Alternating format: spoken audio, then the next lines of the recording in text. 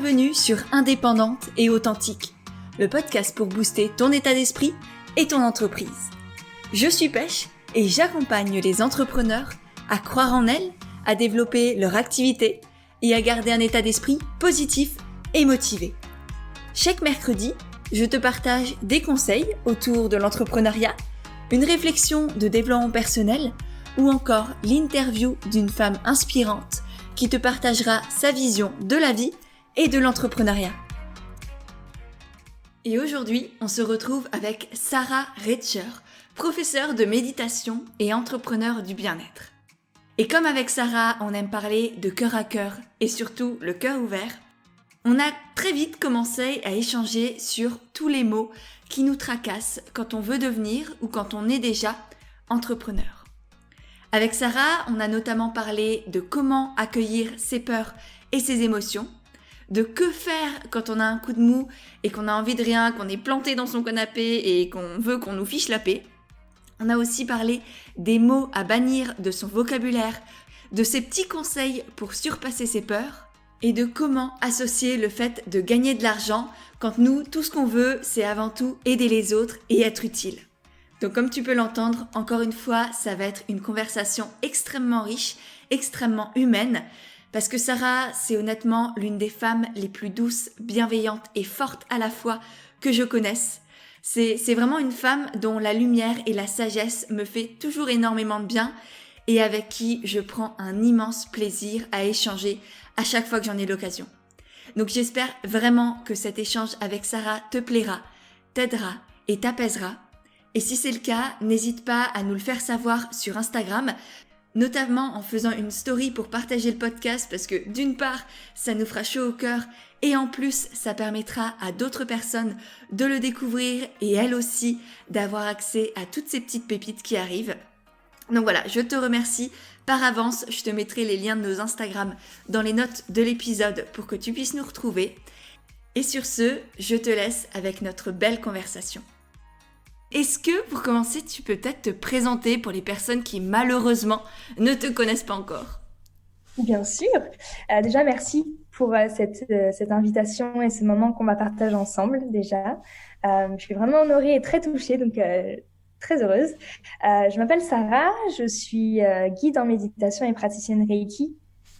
J'habite actuellement aux États-Unis, donc j'ai mon activité en France, mais je travaille du coup en ligne pour le moment. Et ma mission, c'est vraiment de donner les clés, les outils, que ce soit en méditation, en développement personnel et même en spiritualité pour aligner en tout cas les émotions et l'énergie de mes clients, de ma communauté et de leur montrer que ça commence ici, ça commence en soi et que voilà, c'est que tout commence en soi et que voilà, avec tous ces outils-là, on peut grandir, on peut s'élever et ça fait du bien. Ouais, et c'est assez magique ce que tu proposes, effectivement. Est-ce que tu as toujours su que tu voulais faire ça ? Est-ce que tu as toujours été professeur de méditation ou comment ça t'est venu ? C'était une bonne question. J'ai toujours su que je voulais être entrepreneur. Le fait de travailler pour quelqu'un, ça m'a toujours dérangée. De même quand j'avais des jobs étudiants, Ouais, je t'as pense que été salarié ou après les études ? T'as fait quoi euh, comme études ? qu'est-ce que j'ai fait quand même? J'ai fait un bac L. Ensuite, j'ai commencé une fac de droit. Ça m'a pas plu. J'ai arrêté. J'ai travaillé pendant un an dans le business de mon beau-père. Et je me suis rendu compte que le commerce, ça me plaisait plutôt bien. Donc après, j'ai fait un DUT technique de commercialisation pendant 2 ans. Et ça a été une révélation. J'ai kiffé plein de projets. On peut du coup s'exprimer, enfin, vraiment libérer sa créativité. Et ça me plaisait beaucoup. Et en plus, tu vois, j'allais un peu au-delà des codes, tu vois. Enfin, moi, je faisais ma façon et tu vois, enfin, ça me plaisait beaucoup. J'adore. Je me rebellais un petit peu. Et après, j'ai fait un stage d'études à l'étranger. J'ai fait une licence en management international, bilingue anglais, mais ça ne veut rien dire, hein, c'est très joli sur le papier, mais ça ne veut pas dire grand-chose malheureusement. Du coup, je suis partie en stage d'études pendant 6 mois en Asie. Et après, j'ai fait un master en marketing international, j'étais en alternance. Je l'ai fait pendant 3 mois et après mon papa est décédé, donc du coup j'ai arrêté mes études. Donc, j'ai un bac +3 actuellement. Et puis après, en fait, je me suis vite lancée dans le développement personnel, tout ça. J'avais des petits jobs à droite à gauche pour du coup gagner un peu d'argent et pas rester à rien faire dans la journée. Et après, j'ai été community manager pendant 1 an. Et ça, c'était une belle expérience. Ça m'a tellement appris, c'était enrichissant. J'ai beaucoup, beaucoup appris. Et après, je me suis dit, bon, bah allez, c'est parti. Je me lance. Et c'était une belle décision parce que même, tu vois, en tant que community manager, j'étais freelance, j'avais mon statut d'auto-entrepreneur, j'avais ce côté liberté, je pouvais le faire d'où je voulais. Et ça me plaisait bien. Donc, ouais, depuis toute petite, je sais que je ne veux pas travailler pour quelqu'un. Et je juge pas ceux qui le font, tu vois, mais c'est pas dans mes valeurs. J'ai besoin d'être libre de mes mouvements. Et je pense que j'ai un souci avec l'autorité de toute façon depuis petite. Donc, ça me va très bien d'être entrepreneur et de faire un petit peu ce que je veux. Génial, j'adore. Et du coup, aux États-Unis, t'as gardé le même statut? Je me posais la question ce midi, je faisais la vaisselle, j'ai pensé à toi. Et je me suis demandé, mais du coup, comment ça se passe quand on part à l'étranger? Parce qu'en plus, j'ai des coachés qui espèrent peut-être pouvoir repartir. Et comment ça se passe quand on a commencé son activité en France et qu'on part? C'est compliqué. De toute façon, l'administration, dans tous les cas, c'est compliqué. T'imagines l'administration française plus l'administration américaine, voilà, un bon combo. Euh, En fait, j'ai gardé mon statut du coup entrepreneur en France. Donc du coup, je paie mes taxes, mes URSSAF en France tous les mois, mais je dois quand même payer mes taxes ici. Donc en fait, je paye, enfin pas doublement. En fait, j'ai un crédit d'impôt sur ce que je paie en France, mais comme c'est pas le même pourcentage aux États-Unis, je paie la différence aux États-Unis. Ouais, donc tu payes encore plus que nous. Voilà.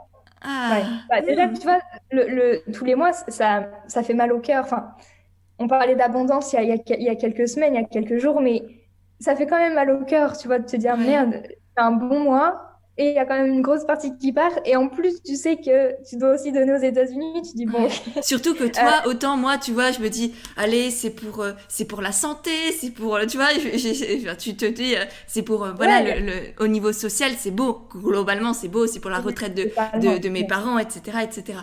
Mais toi, en plus, bah, t'es loin, tu profites pas de tous les avantages que moi, enfin, qu'on paye tous ici en étant en France. Ça doit Ouais, être, je ouais. paie mon assurance maladie, une blinde tous les mois malgré tout, et je paie quand même Ouais, Enfin ouais, voilà, ouais. après j'ai du mal à l'accepter, mais aujourd'hui ça y est, c'est Ouais. bon, je peux pas le contrôler, c'est comme ça.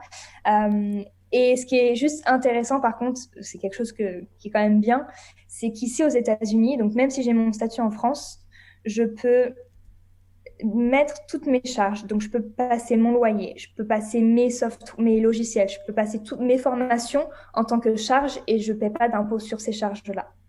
Génial. Ouais, ça effectivement, ça manque en France de Ouais. bah même tu travailles avec quelqu'un, tu t'achètes une formation, tu peux pas la décaisser quoi. Ouais. Donc ici, tu peux. Et tu vois, par exemple, typiquement, là, je rentre en France dans quelques semaines. Comme je vais travailler en France, je pourrais éventuellement mettre ça en charge parce que du coup, je vais aller travailler en France, je vais aller voir des clients, je vais aller me former. Tu vois, ça peut du coup rentrer dans mon cahier des charges et donc du coup, de pas payer d'impôts dessus. Mais après, voilà, c'est des choix et il faut être suivi parce que c'est tellement compliqué et ils sont tellement procéduriers ici qu'il faut faire attention et il faut faire les choses bien. Mais c'est un des avantages ici, du coup, même si je paie, je sais pas que je paie 2 fois parce que c'est quand même un crédit d'impôt, mais je paie plus, du Mm. coup, mais je peux quand même un petit peu décharger Ouais, faut avec tout. bien se renseigner sur le pays d'accueil, on va dire. Et Ouais. ça Et doit tu vois, dépendre à chaque je fois. m'étais renseignée pour transférer mon statut ici et donc, du coup, avoir un statut américain, mais ça vaut pas forcément le coup parce que le pourcentage est moins élevé en France quand même. Et mon business est en France, donc je sais pas, je me sentirais moins loyale si j'avais mon truc aux États-Unis et que je travaille. Enfin, je sais pas, c'est juste dans mes croyances, mais ouais, pour l'instant, je reste comme ça. Peut-être que je vais changer de statut, tu sais, avec les trucs de TVA et toutes ces choses-là. Peut-être que T'y es dans pas 10 encore? pas T'as pas encore, encore la bientôt. TVA? Ah, chanceuse! Tu vas voir le bonheur. Oh Pas la encore, mais catastrophe. Enfin la ça, catastrophe, voilà. ça Tu se le sens tarder. passer. Ouais. Ouais. En Donc, soi, toi aussi, c'est ça. bien et c'est ça, je trouve, le dilemme parfois, c'est que tu as envie de grandir pour toucher de plus en plus de personnes et c'est bon signe parce que du coup, ça veut dire qu'effectivement, ton impact grandit, tu contribues à de plus en plus de choses. Et en même temps, parfois, je me pose la question, jusqu'à où? Tu vois, parce que moi, je suis passée à la TVA il y a l'année dernière, en 2020, donc ça fait bientôt un an. là, je vais bientôt devoir passer en société.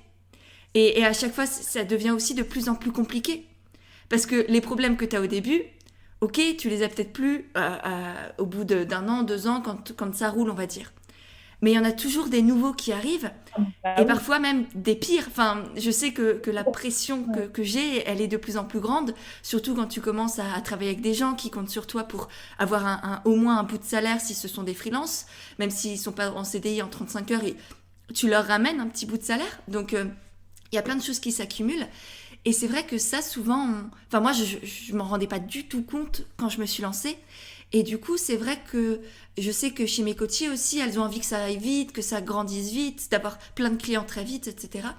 Et c'est vrai que on prend pas toujours la mesure de les conséquences que ça va avoir, tout ça. On se dit oui, après je vais être sécure, je vais être dans l'abondance, tout va bien aller, ça va rouler, tout ça, tout ça. Et en fait, eh ben non, il y a toujours de nouveaux problèmes qui arrivent. Et souvent, effectivement, des plus gros. Est-ce que tu as ressenti la même chose? Euh, Ouais, oui, forcément, tu as la pression et le stress de dire, OK, là, je commence à investir dans le travail de quelqu'un avec des freelances ou j'investis dans des logiciels. OK, en fait, du coup, ça, je le passe avant mon salaire parce que du coup, enfin, moi, en tout cas, c'est comme ça que je le vois. Je paie d'abord ce que je dois payer et après, je garde pour moi parce que j'ai tellement peur de pas avoir assez que c'est pas grave, tu vois, je donne ce que je dois donner et après, je garde pour moi.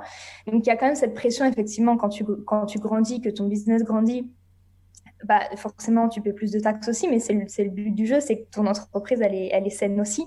Donc, quand je sens que j'ai ce stress qui monte de me dire, oh putain, ouh là là, oh là là, il y a quelque chose qui va pas, j'ai un souci financier ou quoi que ce soit. Déjà, au lieu de me dire que c'est un problème, j'essaie de changer mon dialogue intérieur, tu vois, de changer ma relation à ça. Même si c'est pas facile, hein, je le conçois et ça demande du travail et de la prise de conscience. Mais j'essaie vraiment de me dire, OK, c'est pas un problème. De toute façon, c'est quelque chose que je ne peux pas contrôler. Enfin, je peux choisir de ne pas payer mes impôts, mais j'aurai encore plus de soucis après. Donc, autant les payer et être tranquille. Mais c'est aussi de me dire, OK, en fait, je paie mes impôts, je paie tant, parce qu'en fait, j'ai aidé tant de personnes aussi. Et ça, c'est Ouais. chouette parce que du coup, quand tu, peut-être quand tu relativises et tu dis, OK, j'ai ça à payer à la fin du mois, c'est le but du jeu, mais en même temps, j'ai aidé tant de personnes ce mois-là. Et tous les témoignages, en fait, me le prouvent. Et j'essaie de me rassurer dessus et de me dire, en fait, ouais, je peux être fière. OK, OK, impôt, je peux te donner, c'est bon. Allez, je fais Ouais. mon deuil sur ça. Donc, ouais, donc tu parles vraiment avec. Enfin, tu fais, comme tu dis, un dialogue intérieur. Ouais, j'essaie vraiment même, tu vois, dans ma vie de tous les jours, même dans ma vie personnelle, d'avoir un meilleur dialogue et de changer des mots qui peuvent être Ouais. trop négatifs et qui, du coup, peuvent vraiment avoir un impact sur toi. Par exemple, et je l'ai dit souvent sur mes réseaux, j'évite et j'essaie de trouver des alternatives au mot trop. Et Ouais. c'est vrai qu'on le dit tout le temps, oh, je suis trop contente, oh, je suis trop heureuse pour toi. Mais qu'est-ce que ça veut dire trop? Ça veut dire que t'en as trop, il faut qu'on t'en retire. C'est un peu un signe que t'envoies à l'univers de dire, oh là là, j'ai trop d'argent, ou j'ai trop d'amis, ou j'ai trop d'amour, faut qu'on t'en retire un petit peu. Tu vois ce que je veux dire? Donc Mhm. j'essaie, enfin, après c'est peut-être que dans ma tête, mais c'est des mots que j'essaie de, ouais, de trouver des alternatives au lieu de dire trop, je vais dire tellement. Je suis Ouais. tellement heureuse pour toi. Et vraiment, rien que ça change même le meaning, la signification, Ouais. je Mm. trouve, de la Oui, je suis tout phrase. à fait d'accord. Il y a les mots comme trop et pas assez. En Mm. soi, ça n'existe pas. C'est trop par rapport à quoi? C'est pas assez Ouais. par rapport à quoi ou à qui? C'est comme j'ai des clientes qui me disent bah, je suis trop sensible, je suis trop bienveillante, je suis trop douce, je suis trop calme, je suis trop introvertie. Mais non, mais t'es juste toi. Il n'y a pas de trop, il n'y a pas de pas assez. Totalement. Il n'y a pas de, il Ouais. y a pas de règle, il y a pas, on n'est pas, il y a pas une échelle de là on est au milieu et là on est à 10 et là on est à 0. C'est juste toi, point barre. Et effectivement, il y a des mots comme ça que moi je m'amuse à les reprendre chez mes coachés. Enfin, ouais, elles me connaissent et je les reprends pas à chaque fois évidemment, sinon ce serait chiant à mourir. Mais voilà, ou les il faut. Quand elles me disent il faut ou Je je dois. dois, Ouais. ah, tu vois, il y a très peu de règles chez moi, mais vraiment c'est la chasse au il faut, la chasse au je dois, c'est j'aimerais, c'est J'ai besoin. ouais Ouais. j'ai besoin, j'ai envie de, ce serait bien si, mais pas il faut, pas je dois. C'est Ouais. pas, Non, on n'est pas c'est au clair. bagne, on n'est pas en prison, il n'y a pas d'obligation. et encore moins dans l'entrepreneuriat. Ouais, et tu vois, il y a même un mot, et ça c'est compliqué parce que c'est vraiment rentré dans nos mœurs. J'espère. Coucou tout le Mm. monde, j'espère que vous allez bien. Et en fait, c'est limite, tu donnes pas le choix à la personne en disant j'espère que tu vas bien, tu lui donnes pas l'opportunité de dire si ça va ou ça va pas. Et quand tu changes et quand tu dis coucou tout le monde, comment vous allez, comment allez-vous, là déjà ça change et peut-être que la question est plus ouverte, tu vois. Et et ça c'est un mot qui est compliqué parce on espère toujours que ça va, on espère toujours que tout le monde aille bien, tu vois. Mais en soi, enfin en mettant j'espère que ça va pas changer ton problème si ça va pas parce que tu poses pas la question. Mm. Mais c'est comme les ça va bien. Directement. À la place de ça va bien. Genre, t'as pas le choix, c'est tu vas bien, point. C'est ça. Et c'est vrai que bah, c'est aussi comme ça parce que je me souviens quand j'étais la salariée, tout le monde se demandait ça va le matin, tu vois, en passant hey, coucou ça va, et en fait, t'écoutes même pas la réponse. Et ça, mais Ouais. tellement de personnes le font. Et même quand je sais que j'envoie des messages, par exemple à un proche ou à une amie, et que je lui demande salut, ça va, point d'interrogation, et ensuite peut-être un petit mot par exemple, et qu'elle me répond pas au ça va, je lui renvoie mon ça va, parce que c'est important pour moi de savoir Ouais. si elle va bien ou pas. Et Ouais. Mais vraiment, c'est et qu'elle puisse me exactement. dire Ouais. ouvertement si c'est le cas ou non. Et Ouais. souvent, c'est bah non. Non, on n'y répond pas parce que c'est comme un bonjour. Et tu vois, je le remarque vraiment ici aux États-Unis. Au lieu de dire hi, des fois ils vont dire how you doing, genre comment ça va. Et en fait, c'est juste pour se dire bonjour. Donc on n'attend même pas forcément une réponse, mais c'est juste pour dire bonjour. Et au début, j'ai eu du mal en me disant bah pourquoi on répond pas ou pourquoi on dit oui alors que c'est pas censé aller, mais tu vas pas dire non, ça va pas à quelqu'un que tu connais pas parce que tu dis ça même à une personne dans l'ascenseur. Et tu vois, du coup, cette notion de enfin, c'est pas que je prétends de créer une relation et de dire comment tu vas parce que I care, Ça t'intéresse? Enfin, ouais, tu. voilà. Ouais. Merci. Mais en fait, c'est vraiment, ouais, c'est devenu une banalité dans notre quotidien. Voilà, c'est comme un Ouais. bonjour, c'est comme un au revoir. Et on perd vraiment la notion de cette question. C'est Ouais, je pense dommage. que c'est important effectivement qu'on y remette plus de conscience, plus d'intentionnalité. Et peut-être aussi, je suis en train de réfléchir à haute voix, c'est intéressant, bref, peut-être que c'est intéressant, mais c'est parce qu'on se pose pas non plus la question à soi. Tu Mhm. vois, c'est devenu c'est plus une question du tout pour quiconque. Du coup, on Ouais, s'en fout pour nous et on s'en fout pour les. Enfin voilà, ça c'est peut-être un peu violent, c'est pas forcément le cas, mais déjà de se reposer cette question à soi avec ouais, intentionnalité, conscience totalement. et honnêteté. Ok, Pardon? est-ce que je me suis se demander, parce on dit, comme tu dis, comment tu vas aujourd'hui? Est-ce que j'espère que tu vas bien, mais est-ce qu'on se demande comment on va aujourd'hui? Ouais. Et je pense que c'est la première chose à faire, c'est ouais, se redemander comment je vais aujourd'hui, comment je me sens. Mm. Ok, je me pose la question et je pense que du coup ça nous ouvre, ça ouvre la conversation aussi pour les autres parce que du coup on a un petit peu regardé la météo intérieure et après on est peut-être plus apte à être ouvert et à accueillir du coup les réponses des autres, quoi. Ouais. C'est Et un peu, accueillir pardon. aussi ses propres réponses. Tu vois, pas Ouais, ouais. s'obliger à dire ça va si ça va pas. Mhm. Et si ça va Parce que du pas, coup, ça nous, c'est comme une technique d'évitation un petit peu, tu vois. Le j'espère que ça va, ou je me pose pas la question, comme ça, j'ai pas la réponse. ouais, Mais ouais, du coup, quand on se pose, on accueille, on se dit, OK, j'ai le droit de pas aller bien. Ou là, OK, je suis heureuse, bah, je vais en ouais. profiter.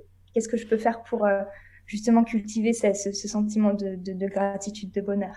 Mm. Et ouais, du coup, c'est du dialogue intérieur, c'est vraiment se reconnecter à soi. Et forcément, si tu changes avec toi ton dialogue intérieur, le dialogue extérieur, il est beaucoup plus conscient aussi pour le coup. Mm.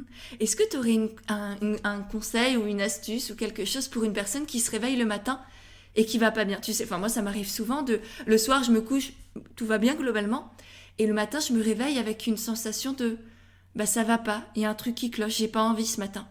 Et alors que Mhm. j'adore mon métier, la plupart des matins, je me lève, je saute du lit parce que j'ai envie d'accueillir cette journée et de voir tout ce qu'elle me réserve.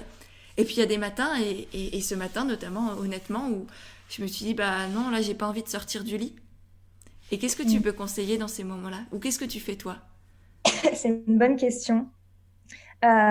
Soit tu choisis du coup de rester dans ce cercle, bah, je vais pas bien, je vais regarder Netflix, je vais manger du chocolat et en fait, on va se déprimer toute seule. En fait, c'est un peu ça. On va rester dans notre noyau. Et des fois, ça fait du bien, hein. Je dis pas que c'est pas bien tout le temps. Des fois, ça fait du bien de se mettre de côté. Et, en fait, ok, j'ai le droit à pas une journée de vacances parce que c'est pas ça, mais d'assimiler. Me dire, ok, j'assimile pendant une journée, je me fous un peu la paix. Et ça peut être l'ego, enfin, c'est l'ego aussi qui nous dit, bah, reste dans ta zone de confort. Là, t'es dans ta petite bulle, t'as pas de responsabilité, ça va, tu vois.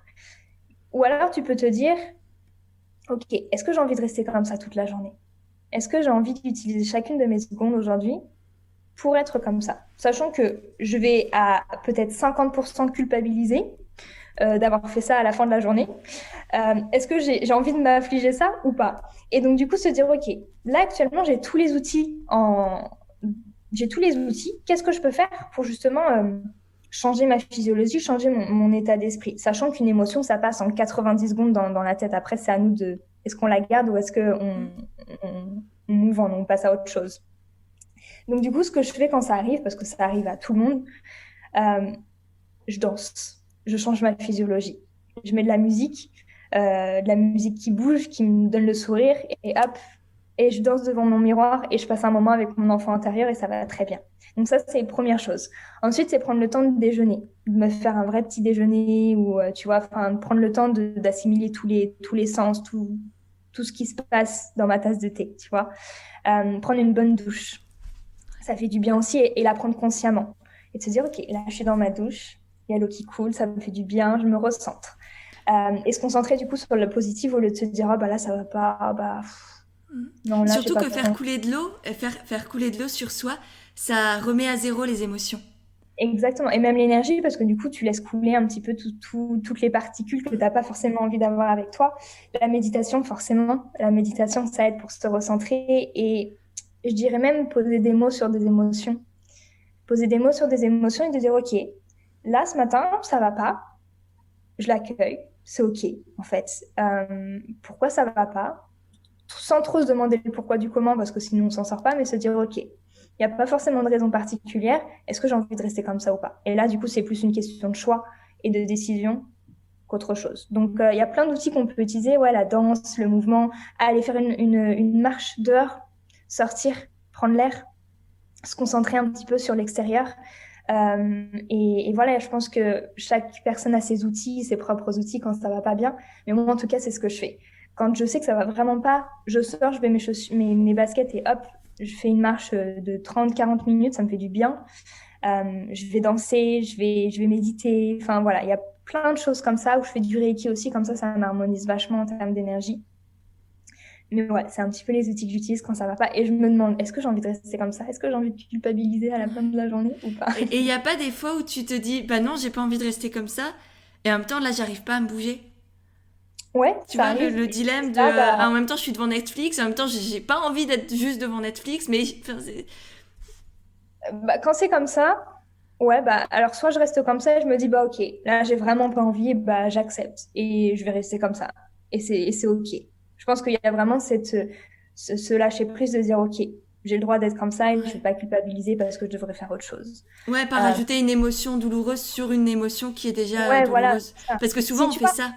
Et ouais, j'ai remarqué ça depuis quelques temps, c'est que je me rajoute des émotions que j'ai pas envie d'avoir, désagréables, sur des émotions de base.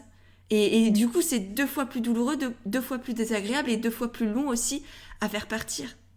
totalement. Et tu vois, si tu t'es déjà posé toutes les questions, si tu as déjà tout mis en place dans ta matinée pour aller mieux malgré ton état d'esprit, mais que tu n'as toujours pas envie de faire quelque chose, et ben là, écoute le corps, écoute l'esprit, et si t'as pas envie, enfin, si tu sens qu'il y a vraiment quelque chose, et ben détends-toi, peut-être qu'il y a de la fatigue, peut-être que là, ton corps, il est en train de te dire, mais Sarah, enfin, ou même pêche, repose-toi. Là, tu as besoin d'une heure, tu vois, Ouais, tranquille. souvent c'est ça. Et tu vois, tu as le droit de prendre une heure et de t'autoriser une heure et te dire, OK, là, je me donne une heure, je sais que ça va pas, je l'accueille pendant une heure et après, je vois. Et après, je me bouge. Et tu vois, c'est aussi de se challenger, de se dire, OK, je suis comme ça une heure, mais après, j'ai envie de faire autre chose. Et tu vois, peut-être se challenger, je sais que quand on se challenge, on a tendance ouais, à avancer, à vouloir aller pas récupérer la carotte, tu vois, mais c'est un peu ça, tu vois. Mhm.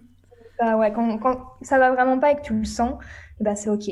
Je pense qu'il faut se donner le temps et il faut pas, ouais, comme tu dis, se flageller ou se mettre d'autres émotions désagréables et on est humain, donc tu vois, on passe tous par ces moments-là et il faut se faut se lâcher la grappe, on n'est pas parfait et c'est ça qui est beau aussi, tu vois, c'est qu'on a le droit. Donc tu nous confirmes que c'est bien humain et que toi aussi ça t'arrive? Ah oui, ah non mais totalement, non mais bien sûr. je dis ça, je m'en doute en soi, mais ça fait toujours du bien, je pense, pour les personnes qui nous écoutent de l'entendre aussi de nous deux peut-être. Enfin, et tu vois, par rapport à ça, ce qui est super intéressant et ça me fait penser, c'est quand ça va pas et que je suis dans mon canapé et que j'ai vraiment pas envie de faire quelque chose, je me dis ok. Et souvent quand ça arrive, je vais aller un peu manger mes émotions. Je vais aller manger quelque chose de sucré ou je vais aller me faire un gros plat, tu vois, parce que j'ai envie de combler quelque chose. Et j'essaie de prendre du recul sur ça et de me dire, OK, ça va pas, je le sais, je vais aller me faire un chocolat chaud, mais je vais le faire consciemment. Je vais pas essayer de combler un besoin, je sais que ça va pas. Donc au lieu de manger pour combler quelque chose, je vais faire le choix de prendre mon bout de chocolat ou de faire ça parce que ça va pas. Mais je le fais consciemment. Donc du coup là, c'est un choix et c'est pas quelque chose où on se pas victimise, mais c'est pas quelque chose, tu vois ce que je veux dire, qui est en dehors de notre champ. Ouais, c'est pas inconscient, c'est pas par pulsion, c'est pas par. Voilà. Donc là, j'en ai conscience, je me dis ok, là ça va pas. Je sais qu'un morceau de chocolat ou un chocolat chaud, ça va me faire du bien. Je le fais consciemment. Je sais que là, j'essaie de me faire du bien, tu vois. Et ça permet de déculpabiliser aussi, tu vois, parce qu'on le fait consciemment. Et à partir du moment où c'est un choix, on peut pas culpabiliser d'avoir fait ce choix-là parce que du coup, c'est de notre ressort, c'est de notre responsabilité. Et accueillir aussi du coup le plaisir. Parce que souvent, quand on mange par émotion, on ne sent même plus ce qu'on mange. Enfin, je sais que personnellement, ça m'arrive aussi. Et à la fin, je sais même plus qu'est-ce que j'ai mangé là, attends. Parce que j'étais dans ma tête, en fait. Exactement. J'ai fini le paquet et je suis là. Ah, what? Ils sont passés où? Ah mince! Ouais. Non, mais totalement. Ouais, effectivement, la notion de plaisir, elle est là. Et ouais, tu le fais consciemment. Donc forcément, t'es présent avec cette nourriture ou cette activité. Et c'est conscient. Donc effectivement, à partir du moment où c'est conscient, je pense que tu as une meilleure relation aussi avec tout ça. Ouais. Du coup, là, on a pas mal parlé des émotions. Est-ce qu'il t'arrive d'avoir peur? Ou est-ce que tu as eu peur quand tu t'es lancée dans l'entrepreneuriat? Ouh là là, oui. Et c'est dingue que tu me dis ça parce que depuis que je suis aux États-Unis, toutes mes peurs, elles surgissent. Je pensais que quand j'ai commencé le développement personnel, que je n'avais pas de peur, que je n'avais plus de peur. Et merci Lego. Voilà, merci Lego, parce que quand je suis arrivée aux États-Unis, que je me suis retrouvée toute seule, tout est apparu, je me suis dit, oh là là, qu'est-ce qui est en train de se passer? Ok, donc j'ai cette peur-ci, celle-ci, et la liste s'allonge, et je me dis, oh, mais c'est pas possible. Donc ouais, quand j'ai commencé l'entrepreneuriat, j'ai eu peur, mais pas de me lancer, parce que j'étais prête et j'ai eu toujours ce besoin de me lancer et de faire quelque chose de moi-même. Plus la peur de pas réussir, la peur de pas être assez, la peur de pas être assez intelligente, la peur de ce sentiment de sécurité et d'argent, la peur de ce syndrome de l'imposteur, toutes ces choses qui peuvent apparaître parce que tu donnes de ta personne, tu donnes de tes valeurs et de tes expériences et tu as peur du jugement des autres et c'est ok en fait. Je pense qu'au début on passe par là et ça nous forge aussi et ça nous permet d'être vraiment alignés sur ce qu'on est, sur ce qu'on veut faire et ce qu'on veut transmettre. Et de toute façon, c'est pas que ça s'améliore, mais tout ce que tu fais en début, et je m'en rends compte quand j'ai commencé, je disais ou je faisais des choses que maintenant j'ai changé, j'ai évolué, j'ai grandi, j'ai compris. Même le contenu dans mes classes de méditation, dans mon programme, ça a changé, même les visuels, tu vois, parce qu'on évolue et je pense qu'en tant qu'entrepreneur, ce qui est intéressant, c'est de laisser la place à cette liberté et à cette évolution, tant dans le contenu, mais aussi dans nos choix et dans notre façon de nous exprimer, dans notre façon de grandir aussi. Okay. Donc, vraiment des peurs pas liées au fait de me lancer parce que j'avais envie, je savais que je pouvais transmettre quelque chose, mais plus la peur de, OK, il va y avoir du jugement parce que là, du coup, je donne de ma personne. Ouais. Est-ce que je vais être assez intelligente? Est-ce que je vais avoir assez d'argent? Est-ce que je vais pouvoir tenir sur le long terme? Et tu vois, c'est plein de questions, je pense qu'on se pose tous. Ah mais, t'imagines pas. Tu nous sors la liste de toutes mes coachées, tu vois, c'est « Ah tiens, j'ai peur de ci, de ça. Ouais, t'inquiète, c'est normal. On va travailler dessus, tout va bien aller. Okay. » C'est tout à fait normal. Et c'est effectivement, plus ton projet te tient à cœur, plus tu as des peurs. Parce que plus c'est grand et important pour toi, plus tu as envie que ça marche. Et donc forcément, plus tu as peur que ça ne marche pas. Donc en soi, ces peurs, elles sont magnifiques, elles sont géniales parce qu'elles te prouvent qu'effectivement, ton projet, il est important pour toi et qu'il y a quelque chose derrière à aller chercher. Totalement. Et tu vois, après, tu as aussi ce...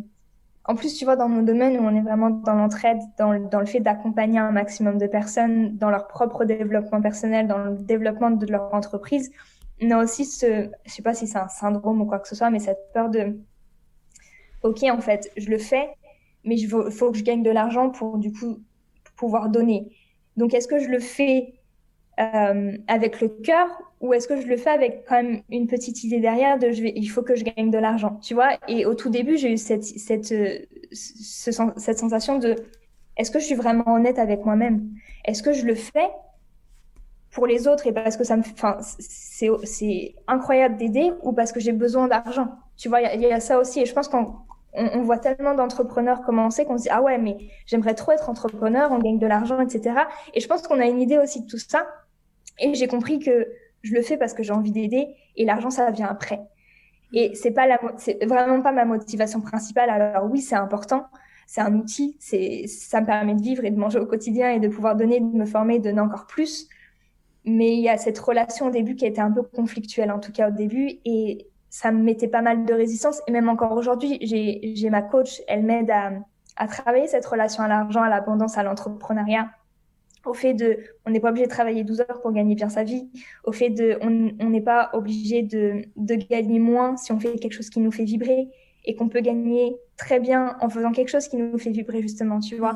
Et je suis en train de tout revoir au niveau de ses croyances, au niveau de ses peurs et ça prend du temps, tu vois, et je pense qu'il faut laisser le temps et accueillir et ces peurs, comme tu l'as dit, elles sont là pour une raison, elles sont là pour nous apprendre quelque chose, pour nous montrer qu'il y a quelque chose derrière. Et quand on passe généralement la porte, on se dit « Ah, bah, c'était que ça !» Oh, bah ok, je me suis fait toute une montagne. Au final, ça va. Et encore, et après, tu as des peurs qui arrivent au fur et à mesure, tu vois. Et c'est ok, on est humain et c'est notre façon d'être aussi, tu vois, les peurs, les croyances. Ouais, non, c'est clair. Bon, elle a l'air très très bien ta coach. C'est chouette parce qu'effectivement. Et puis des peurs, on en a tout le temps, tous, constamment, et les mêmes qui reviennent, alors à plus ou moins forte dose, on va dire. Et il y en a d'autres de nouvelles qui arrivent. Mais ouais, c'est important de les accueillir et pas de les fuir. Parce que, comme dit, elle t'apporte des informations en fait sur ce qui est important pour toi. Et c'est beau et c'est simplement de les traverser. Et je pense que tu es un très bel exemple. Enfin, c'était un peu sous-entendu dans ce que tu as dit avant. C'est en les traversant et en t'autorisant à faire des choses et à changer après. Parce que tu fais un truc, tu te vois, ok, est-ce que ça c'est bien, ça marche moins bien, donc j'améliore ça, donc j'évolue, etc., etc. De pas vouloir chercher le parfait tout de suite, de pas se dire, là, j'écris un truc dans le marbre et ça ne changera plus jamais. Bah non, ça évolue et moi, peut-être que je peux lancer des nouvelles offres tous les 2 mois parce que je sens que à chaque fois, je suis mes élans de vie, mon énergie, et c'est ok. Ouais. Et tu vois, c'est bien, j'aime bien ce que tu dis parce que quand j'ai commencé, mon motto, entre guillemets, mon mantra, c'était test and learn. Fais et apprends. Et c'est vrai, en fait, à partir du moment où tu ne fais pas, c'est difficile à incarner ou à apprendre ou à comprendre. Donc, je fais. Des fois, ça va. Des fois, ça fonctionne pas. Si tu fais pas, on n'apprend pas. Et donc, du coup, c'est comme ça qu'on n'évolue pas non plus. Donc, faut faire. Se prendre des gamelles, des fois, ça fait du bien de se prendre des murs parce que c'est comme ça qu'on apprend aussi, tu vois. Et c'est ce qui nous forge aussi et c'est ce qui nous fait comprendre si on est aligné ou pas dans ce qu'on fait et dans ce qu'on transmet. Donc voilà, j'ai moins peur de me prendre des râteaux, de me prendre des vents, de me prendre des murs parce que je sais que ça va m'aider. Et test and learn. C'est, je pense, le meilleur conseil que je peux donner aux entrepreneurs, c'est fais et vois. Voilà, c'est apprends et l'expérience, quoi. Ouais, tout à fait, je suis bien d'accord. Et est-ce que du coup, il y a un échec ou une situation douloureuse, parce que je parle d'échec pour que tout le monde comprenne, mais pour moi, il n'y a pas vraiment d'échec. Voilà une situation compliquée qui ne répondait pas à tes attentes et qui t'a beaucoup apporté, dans laquelle tu t'es relevé et il y a des choses qui ont changé. Dans ma vie d'entrepreneur, Ouais. je dirais pas que c'était un échec, mais je pense que c'était vraiment lié à mes attentes. Je suis entrepreneur, du coup, j'ai commencé mon activité en septembre dernier, donc ça fait même pas un an, donc tu vois, c'est tout récent. Et je me suis mis tellement de pression que j'avais des attentes euh, très hautes vis-à-vis de moi, vis-à-vis de mon business, que j'ai pas profité du process, j'ai pas Mhm. profité de mes lancements, j'ai pas profité du jour au jour parce que je me focalisais sur OK, là faut que je fasse ça, faut que j'atteigne ça. Et à un moment ça m'a fait tilt, je me suis dit mais purée Sarah, enfin t'as même pas célébré les petites victoires que t'as eues cette année. T'as même pas célébré les grosses victoires que t'as eues cette année parce que t'étais concentrée sur le futur. Et je pense que ça a été. Alors, c'est pas un échec parce que c'est plutôt une belle leçon. C'est de me dire, en fait, mon entreprise, elle est toute jeune. Et c'est OK, en fait. Tu vois, elle a besoin d'évoluer, elle a besoin de grandir. Et je peux pas avoir une entreprise stable au bout de 2 mois. Tu vois, enfin, ce serait magique. Et là, il faut qu'on me donne la recette. Mais c'est de me dire, OK, en fait, je me donne le temps, je me Mhm. donne le temps de grandir, je me donne le temps d'évoluer et de faire évoluer mon entreprise, de faire évoluer mon business. Et je vais vivre le process, je vais vivre le jour au jour. Je vais être plus en conscience pardon, tous les jours vis-à-vis des retours de mes clients, vis-à-vis des classes que je fais, vis-à-vis des moments que je partage avec tout le monde, de ma communauté qui grandit au jour le jour. Tu vois, vraiment avoir ce sentiment de gratitude et de me dire waouh, Mhm. tu vois, c'est un petit pas en plus. Je me reconnais tout à fait dans ce que tu dis, effectivement.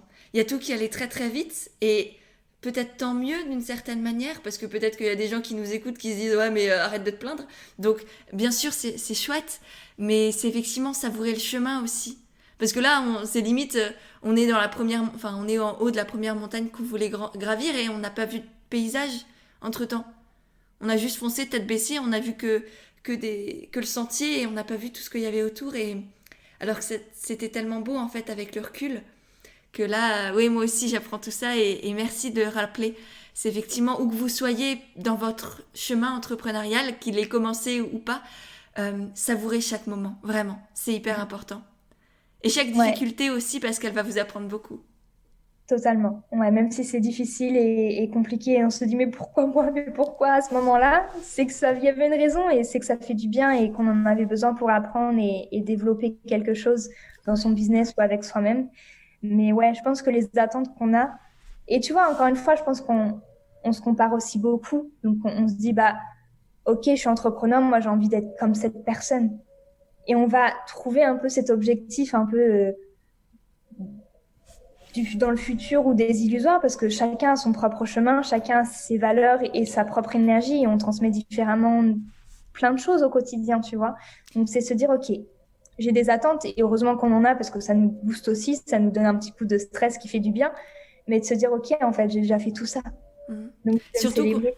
ouais, surtout qu'on se compare à la pseudo-réussite des autres, à la réussite déjà ce que l'autre montre, et en plus ce que nous, on voit de ce que l'autre montre. Ce qui n'est absolument pas la pseudo-réussite qu'on a l'impression de voir en réalité. Peut-être qu'on voit de la réussite alors que l'autre souffre énormément, sans qu'on le sache. Donc oui, c'est effectivement arrêter de se comparer à des suppositions que l'on fait par rapport à ce que l'autre daigne bien vouloir nous montrer, et juste se recentrer sur soi et qu'est-ce qui moi me fait vibrer, qu'est-ce qui moi me donne envie de me lever le matin. Totalement. C'est exactement ça. C'est ouais, profiter du chemin. C'est une aventure. L'entrepreneuriat, c'est une aventure incroyable avec des hauts et des bas. Et c'est un peu les montagnes russes, hein, voilà, il y a plein d'embûches, plein de montagnes, plein de marches à escalader et c'est ok, tu vois, c'est l'aventure. Mais ouais, je pense qu'il faut, si on a fait ce choix, c'est qu'il y a une raison et qu'il faut profiter. C'est pas, et je pense que tu vois, c'est aussi, et je pense aussi à Vaut, mais faire un peu dans nos sociétés, dans notre éducation, tu profiteras quand tu seras à la retraite. Tu feras ça quand tu auras tel moyen ou tu auras tel CDI. Et je pense qu'on a toujours ces attentes, même inconsciemment, tu vois, dans nos systèmes de croyances, de dire, j'ai besoin d'atteindre tel objectif pour être heureux ou pour être ci ou pour faire ça. Alors qu'en fait, on profite même pas de tout ce qu'on a déjà fait. Mm. On profite pas des fois de se prendre 1 heure pour soi et de se dire, bah, en fait, je vis là dans le moment présent, je vais pas vivre à la retraite, je vis là tout de suite et maintenant. Ouais. Ouais, remettre de la gratitude dans tout ce qu'on a déjà. Et Ça, c'est ça aussi qui amène l'abondance. Pour moi, la gratitude, c'est le premier pas vers l'abondance qui m'a le plus aidé et ce qui m'aide encore aujourd'hui. C'est en fait, je suis abondante de tout ce que j'ai déjà. L'abondance va pas venir. J'ai pas attendu de faire un CA à 150 000 euros pour être dans l'abondance, ni à 10 000 d'ailleurs. J'étais dans l'abondance avant parce que j'avais déjà largement assez. Après, on pourrait dialoguer longtemps, on n'a pas forcément le temps là, mais voilà, prendre conscience que vous avez déjà tout et vous êtes déjà dans l'abondance. Peu importe où vous en êtes. Alors bien sûr, il y a des personnes pour qui c'est hyper compliqué et c'est pas forcément le cas, mais à partir du moment où on a de quoi se nourrir, se loger, se vêtir, on a déjà assez en soi. Et le bonheur, il peut venir d'une balade en forêt, d'une lecture, d'un moment avec son enfant, de petites choses toutes simples qui ne coûtent absolument rien et qui nous remplissent. Et du coup, on est dans l'abondance. C'est ça. On oublie ça, hein, mais ces petits moments comme ça, précieux dans la journée, le bonheur, c'est pas, encore une fois, le Graal ou un objectif final, c'est plein de petits moments dans la journée. On prend pour acquis le fait de respirer, rien que ça, Ouais. le fait de pouvoir se parler toutes les deux, de boire une petite tasse de thé, de voir que ça nous fait du bien, que ça nous réconforte. Tous ces moments-là, tu vois. Et je pense que c'est bien de remettre en perspective ça. Et en tant qu'entrepreneur, en plus, on a la chance de vivre selon nos principes, nos besoins. Et si on a envie de rester à la maison en pyjama, travailler, on peut, d'aller dehors travailler, on peut, de faire ci, et, on, et c'est cool. Mais je pense qu'il faut profiter et de se dire, OK, là, j'ai la chance, j'ai l'envie de faire ça. OK, je suis consciente pour le faire. Mm. Qu'est-ce que j'ai envie de faire tout de suite? OK, je vais profiter de boire ma tasse de thé avec moi-même parce que j'en ai besoin. Ouais. Et voilà, du coup, remettre tout ça. Et effectivement, à partir du moment où tu prends soin de toi et tu as conscience de tout ça, tu es dans l'abondance. Abondance de cœur. Donc, Mm. ouais. Tout à fait. Et aujourd'hui, si on reparle un peu plus de ce que tu proposes, donc il y a tu fais des classes de méditation, tu as ton programme Soul sur Mhm. les chakras, Ouais. c'est ça? Et est-ce qu'il y a d'autres choses et qu'est-ce que tu nous réserves pour la suite? Je sais que tu travailles aussi avec de plus en plus de personnes. Est-ce que tu peux un peu nous recontextualiser un peu ton business model, comment tu gagnes ton argent et qu'est-ce que tu prévois un peu pour la suite de l'aventure? Du coup, ouais, j'ai commencé avec le programme Soul. Donc, c'est un programme de méditation basé sur des centres énergétiques qu'on a en nous. Le mot chakra, ça peut faire peur quand on connaît pas, mais c'est très bien. C'est une bonne boussole, en tout cas, de développement personnel. Donc, dans ce programme, il y a de la spiritualité, des vidéos, du dev perso, des exercices, des méditations pour vraiment se reconnecter à soi et apprendre à se connaître, en fait, et à poser des mots sur ce qu'on ressent et ce dont on a besoin avec des masterclass tous les mois. Il y a des invités qui vont intervenir, etc., etc. Il y a du yoga. Enfin bref, il y a plein de choses qui se développent. Et encore une fois, tu vois, c'est l'évolution. Et c'est cool parce que ça permet de... C'est pas parfait au début et on évolue au fur et à mesure et on apporte plein de choses, plein de pépites. Donc, il y a ça, il y a les classes de méditation, il y a les séances de Reiki individuelles aussi que je donne. Donc là, c'est 1 heure 30 où du coup, pendant 20 minutes, on va papoter, on va voir un petit peu les blocages et on va libérer aussi la parole. Ça fait du bien d'être dans l'écoute et le faire consciemment. La méditation et du coup le Reiki qui est un outil incroyable et ça libère pas mal de choses au niveau émotionnel, physique et même spirituel. Donc ça, c'est un petit peu Enfin non, il n'y a pas que ça, j'ai mon challenge aussi de méditation. Je le mets de côté, mais ce challenge, il est incroyable. J'ai eu plus de 260 personnes connectées. Ça a été enfin oui, ça a été un succès de fou, tu vois. Je l'ai préparé en 1 semaine et demie, 2 semaines. Je me suis dit, allez, il faut que je le fasse en début d'année avec un petit prix parce que j'avais envie que ce soit accessible et que tout le monde puisse ancrer la méditation dans leur quotidien. Et j'ai plein de messages encore aujourd'hui de personnes qui me disent, mais grâce à ton challenge, je médite encore tous les jours et on est en mai, tu vois. Et ça me remplit le cœur, mais de joie, Ouais. de gratitude et d'amour. Donc voilà, c'est des petits programmes comme ça. Le programme Soul, classe, session de Reiki. Et je fais de plus en plus de workshops aussi avec Marine, par exemple, ou avec d'autres personnes. J'ai des petits projets secrets aussi à droite à gauche. Là, je peux pas encore en parler, mais ça ne serait tardé. J'ai fait les méditations aussi guidées pour le coworking de Chloé Bloom à Lyon. Donc, quand vous êtes inscrit, vous avez du coup une petite salle Stella, magnifique salle, et donc du coup, vous avez les méditations. Donc voilà, plein de petites collaborations comme ça qui sont super agréables, super sympas. Et le projet 2022, c'est de créer ma formation de Reiki. J'ai envie enfin, je vais passer mon niveau 3 là cet été. J'ai encore un niveau du coup de professeur, entre guillemets, de Reiki. Et après, je pourrais du coup faire une belle formation pour ceux qui veulent s'initier. Et j'aimerais aussi développer mon programme, justement, mon programme Soul, faire une version peut-être plus VIP et une version plutôt perso où les gens font à leur rythme et quelque chose de plus cadré, donc du coup avec du suivi sur un nombre de semaines. Donc voilà, c'est en cours, j'y réfléchis, je me donne le temps d'accueillir aussi tout ça. Ça me fait un petit peu peur, tous ces projets. Je me dis, est-ce que j'ai les épaules assez larges pour endosser tout ça? Et en même temps, je me dis que si ça se fait, c'est que ça doit se faire et ça se fera bien et ça se fera au bon moment. Donc voilà, un petit peu ce qui va se passer et ce que je peux proposer actuellement. C'est magnifique. Oh, ça donne envie, là. Rien que la forme. Bon, tout est génial, notamment le programme Soul, qu'effectivement, je suis aussi. Et il est magnifique. Je mettrai tous les liens dans les notes de l'épisode, comme ça, vous aurez tout. Mais effectivement, c'est incroyable. Donc, merci, Sarah, de nous Merci offrir à tout toi. ça. Est-ce que pour finir, tu pourrais. J'ai quelques petites questions rapides pour la fin. Est-ce qu'il y a une citation qui t'accompagne souvent? Ouais. Euh, Pas forcément en tant qu'entrepreneur, mais une citation que j'ai découverte en voyage, c'est Everyone smile in the same language. Tout le monde sourit dans la même langue. Et rien que ça, mais ça me met du baume au cœur et ça me permet d'avoir le cœur ouvert, d'être tolérant, d'être ouverte avec le monde, avec les autres. Et tu vois, je me suis même fait tatouer le mot sourire en baliné sur mon bras pour avoir un rappel de OK, le sourire est important, je souris tous les jours. Mais tu transmets tellement de choses avec le sourire, tellement de choses avec, même à travers les yeux. Quand on avait le masque cette année, tu vois, on souriait avec les yeux et tu transmets tellement de choses. Euh, et ça découle sur ton entreprise, ça découle sur tes relations, ça découle sur plein de choses à l'extérieur et même à l'intérieur de toi. Ouais. Donc, une citation qui m'accompagne tous les jours. Magnifique.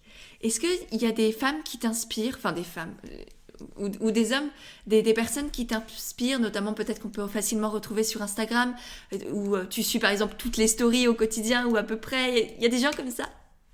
Ouais, alors, j'aime beaucoup Sarah Rose, ça, comme le Sahara et le nom de famille Rose. Elle est américaine et elle est vraiment dans cette énergie déesse, goddess, énergie féminine, Ayurveda et toutes ces techniques qui me parlent énormément.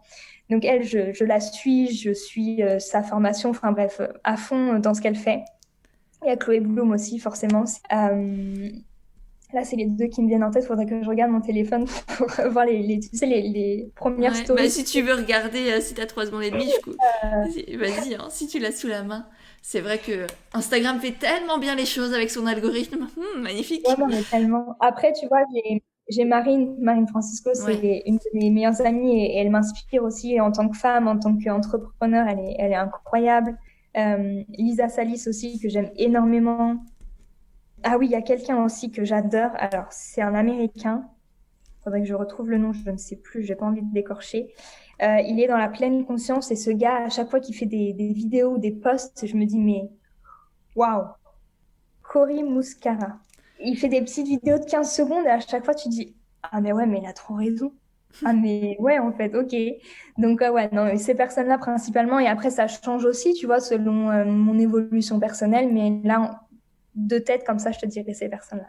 d'accord, génial, merci beaucoup. Et pour finir, toute dernière question, c'est quoi pour toi l'authenticité? Vu qu'on est sur un podcast qui s'appelle Ah, Indépendante et authentique et que tu me connais bien et que je te connais aussi, ça te parle. Enfin, tu l'es, donc c'est quoi pour toi? l'authenticité, c'est avoir le courage d'être vulnérable avec soi-même. C'est l'amour qu'on se donne à soi. Et je dirais même la beauté naturelle dans sa globalité, que ce soit physique ou même d'une personne ou d'une chose, d'un être vivant ou pas, la beauté naturelle de quelque chose. Ouais, Ouais. magnifique. Eh ben merci beaucoup Sarah, vraiment. Merci. C'était incroyable. Merci Ouais, pour. C'était la première fois que je faisais un podcast un peu tourné sur l'entrepreneuriat, donc merci pour ton invitation. C'était avec grand vraiment. plaisir. Merci à toi pour ton sourire du coup et toutes les belles réflexions que tu nous as apportées. Vraiment, je pense que ça a été très utile à beaucoup de monde. Merci, merci, merci. À bientôt Sarah. Et voilà, c'est de nouveau moi. J'espère vraiment que cet échange t'a plu. Si c'est le cas, n'hésite pas à le partager sur Instagram.